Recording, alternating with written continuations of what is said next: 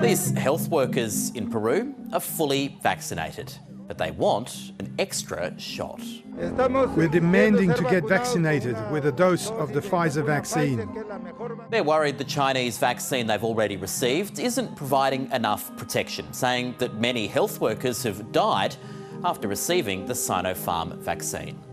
They're not the only ones. People around the world have questioned the effectiveness of Chinese vaccines. But how much are they really to blame? They weren't as strong in the first place, but where these new variants have appeared, it seems to really lower that effectiveness to a level that is concerning. In Brazil, locals are queuing outside a makeshift vaccination centre. With the world's second highest death toll, it's an emotional moment for some. I'm so upset because my grandmother died from COVID. Cases are increasing every day, so it doesn't matter to me which vaccine I get. But that attitude isn't shared by everyone. There aren't official figures on how many people are cherry-picking vaccines, but dozens of towns around Brazil are cracking down on the practice. The attitude of the population to look for other vaccines is absurd. We need to vaccinate the majority of the population quickly. Late-stage trials in Brazil found coronavac, produced by Chinese company Sinovac Biotech, has a 50% efficacy at preventing infection, compared to 76% for AstraZeneca and 95% for Pfizer. Another study in the city of Sao Paulo found Sinovac reduced deaths by 95% and hospitalisations by 86%.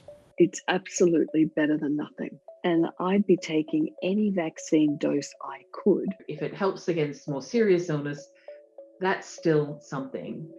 China's vaccines, Sinovac and Sinopharm, are inactivated vaccines, meaning they teach the immune system how to make antibodies by using viral particles that have been killed. It's a tried and true method that we've used many, many times before. It's able to stimulate an immune response, but it's designed like the old polio vaccine so that it can't replicate beyond enough of initial replication to stimulate an immune response.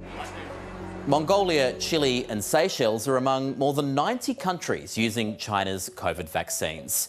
Many of these developing nations rely heavily on them, and vaccination rates are high. All three recorded a sharp increase of cases. That was widely blamed on the vaccines as well as the rise of new variants. But the numbers have since declined. They served a purpose initially because they helped combat infection and prevent serious illness in countries that were struggling to access vaccines.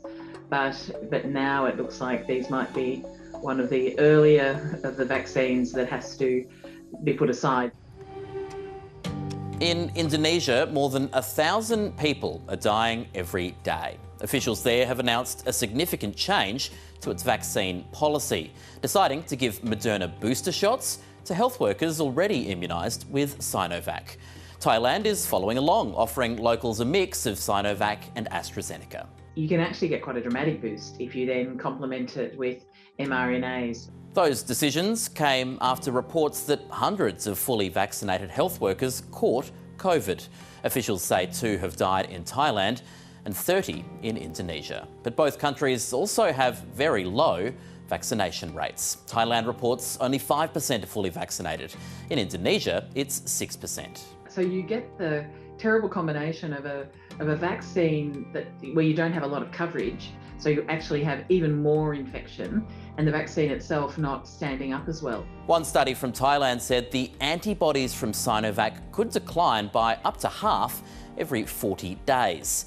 But it's the variants of COVID which will do more to undermine vaccines. The Sinopharm and Sinovacs would be having a very hard time dealing with variants of concern. There is no public data yet on the Chinese vaccine's efficacy against any of the COVID variants. But at the end of the day, we now have a variety of vaccines that do a lot better than that. But given the reported rate they prevent hospitalisation, they're likely to have already saved many lives.